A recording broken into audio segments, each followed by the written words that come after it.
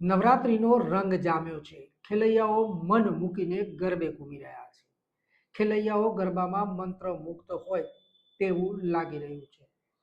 શહેર તેમજ ગ્રામીણ વિસ્તારમાં વિવિધ ગરબાઓનું આયોજન થાય છે, જેમાં ખેલૈયાઓ મન મૂકીને ગરબે ઘૂમતા હોય છે.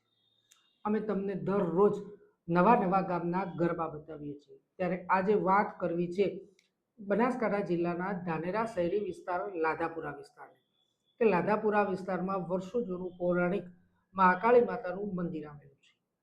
આ મંદિરે દર વર્ષની જેમ આ વર્ષે પણ ભવ્ય ગરબાનું આયોજન કરવામાં આવ્યું હતું. આયોજકો દ્વારા સુચારુ આયોજન કરવામાં આવે છે અને બહેનો મન મૂકીને ગરબે ઘૂમે છે.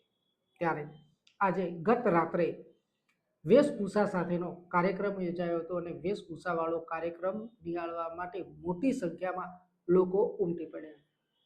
આ ગરબાની ખાસિયતની વાત કરવામાં આવે તો આ ગરબા અકબરી મદ્રેસાના ચોકમાં મહાકાળી માતાનું મંદિર આવેલું છે અને આ મંદિરમાં ગરબા થાય છે.